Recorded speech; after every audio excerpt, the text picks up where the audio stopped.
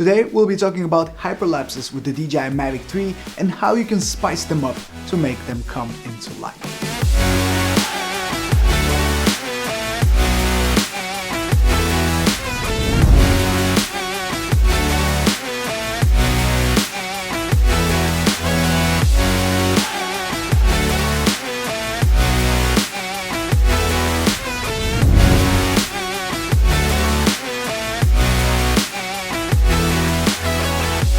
Obviously, DJI makes it really easy for us as users to have our hyperlapses ready as soon as we finish shooting them, as it compiles a video on your SD card with the whole hyperlapse ready to be shared straight away.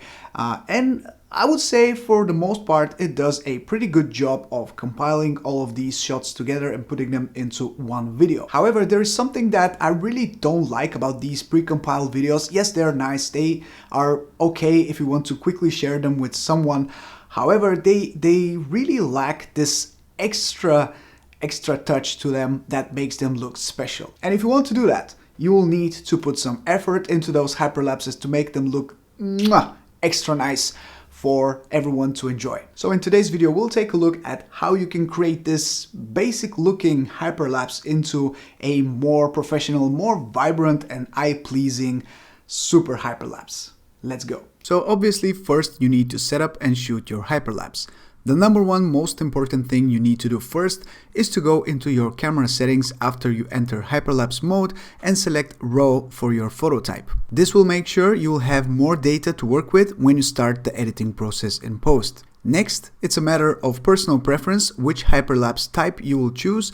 I often go for the waypoints hyperlapse as it provides me the most flexibility to set up my shot exactly the way I want to. So I set up my waypoints, I lock my camera settings, and then I start my hyperlapse. Then it's time to wait it out until all the photos have been taken, and make sure you keep an eye on the drone in case something happens. Always make sure you're shooting in a safe environment. After the hyperlapse is recorded, you will end up with a file on your SD card with the compiled video of the hyperlapse which the drone creates for you, and you also have a folder on your SD card which holds all the photos you've just taken. We'll need that folder, so make sure you copy it to your hard drive. Then fire up Adobe Lightroom and import all the photos from that hyperlapse folder into your catalog. Next, open up the first photo from the session and do all of your edits to it. This is the best part, as because this is a RAW photo, you will have all the freedom to do all sorts of edits on the photos themselves, and this will allow you to get a totally different end result compared to what the drone compiles for you. You can go for a more moody and unrealistic type of edit, or you can simply adjust the highlights, shadows and the vibrance of the colors, so you end up with a shot that's more rich and vibrant. It's really up to you. Once you do all the edits and you're happy with the first photo, you can now copy all of these edits you've done and paste them on all of the rest of the photos from this hyperlapse session. To do that, go back to your library, make sure your first photo is selected, then right click on it, then go to Develop Settings and select Copy Settings. Make sure all of the check marks are on by clicking on the Check All button. Then select all the rest of the photos from this session, excluding the first one, and while all of the photos are selected, click on any of them and select Develop Settings and then Paste Settings. You might need to wait a little bit depending on the performance of your machine, then you're good to go for the next step, which is exporting. Select all the photos, then go to File and then Export. In this dialog, make sure you tick the box Put in Subfolder and just write a name that you'll recognize for this hyperlapse,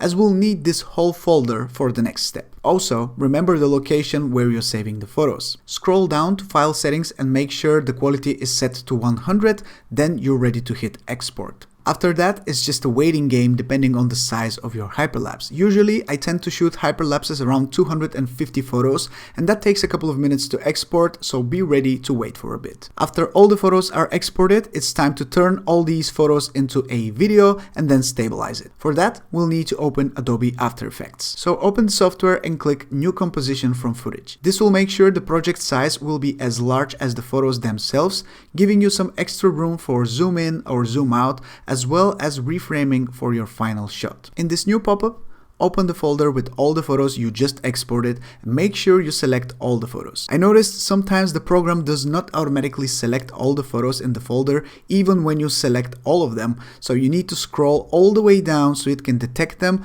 Then you can press Command A for Mac or Control A for Windows to select all photos. Make sure the checkmark Importer JPEG sequence is selected and then click Open. Now you have a sequence on your timeline which consists of all the photos one after another, forming a video. Last thing we need to do is stabilize this new footage that we have, and we can do that by going into the Effects tab and search for Warp Stabilizer. Select that and drag it onto your footage. Then you need to wait until the stabilization is added to your shots. You can follow the progress on the left side of your screen. For a situation where there's been a lot of wind and the drone has been very unstable, you might want to use some extra stabilization by tracking an object, but luckily the Mavic 3 is quite stable even in stronger winds, so I found that not to be necessary in 95% of the cases. After the stabilization is complete, you can go to Composition and then click on Add to Render Queue and then export your final footage by clicking on the Render button. If you select lossless settings, you will end up with a huge file, but that's okay if you have the space for it and you want to take advantage of reframing capabilities as well as zoom. So once again, here is what the DJI drone compiles for you, and here is what we end up with after doing all of these steps. I think it's worth it. So obviously, if you want to make these hyperlapses extra good looking, you need to spend a lot of time tweaking them, a lot of time editing those photos, and just it's not as easy as just sharing that pre-compiled file that DJI makes for you, right? However, nothing good in this world comes easy, and hyperlapses are just one more example for this saying. Is this something that everyone will do? Definitely not. But if you're one of those people who is looking for something extra out of your footage and you're looking for a way to step up your game, I hope this video was informative and interesting for you.